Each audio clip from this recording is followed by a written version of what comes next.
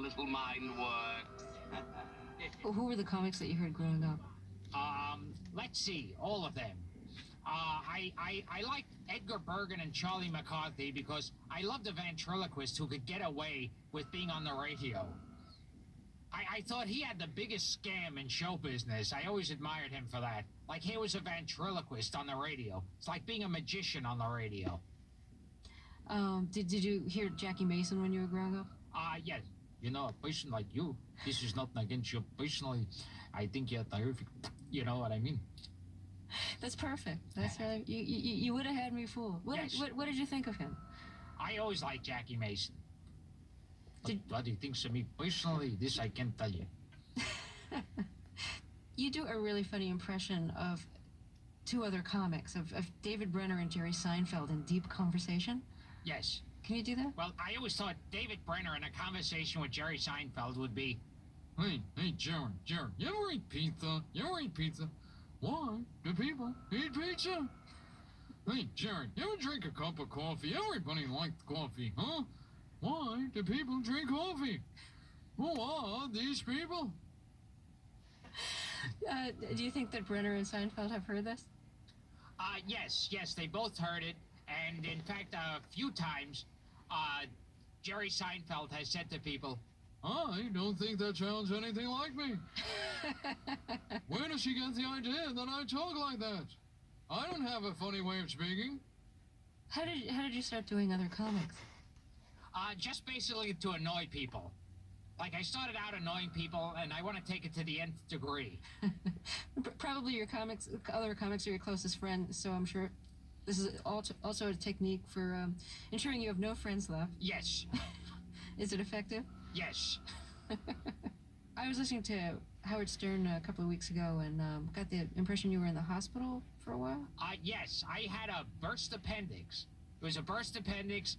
I was actually rushed into the operating room. I was about an hour away. They said I had about an hour to go before I would just be out of it altogether, before I made most of America happy.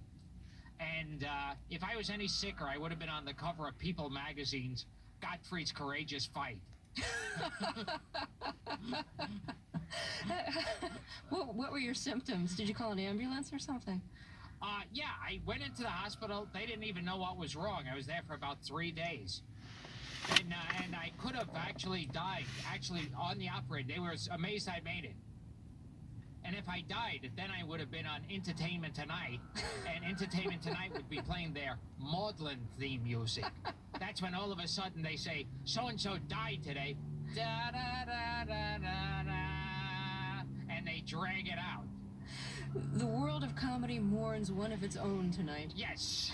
Da-da-da-da. It's like they play their regular theme music, but on a slow speed. Have you been on ET yet? Yes, and I never actually speak to the people who are the hosts. It's when they do that show, they send out, like, just any flunky they can get to interview you, and then they splice it together to make it look like you're talking to Mary Hart. So they usually give you the wrong question, and you totally make a fool out of yourself on that show.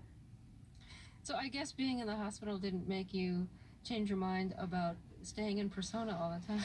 No. I'm staying this way. In fact, when I was in the hospital, I thought maybe I'll be more obnoxious. So I tried being Buddy Hackett for a while, but it just didn't work. No, I know I am not able to get Gilbert Gottfried out of persona, but what about the surgeons? I bet you didn't talk to them this way. No, they knocked me out during surgery, so they wouldn't have to listen to me. Yeah, but when the anesthesiologists were coming out, you know how the anesthesiologists interview you beforehand? Yes. They do. As a matter of fact, the anesthesiologist interviewed me and also showed a clip from some shows that I've been on. It was a very professional hospital. The anesthesiologist sat in the chair, I lied on the couch, and she said, here's a very funny guy, but let's first watch a clip from his latest special. And then she even took a break for commercial. Did she know who you were? Yes. And then after they wheeled me out, they brought on Charo.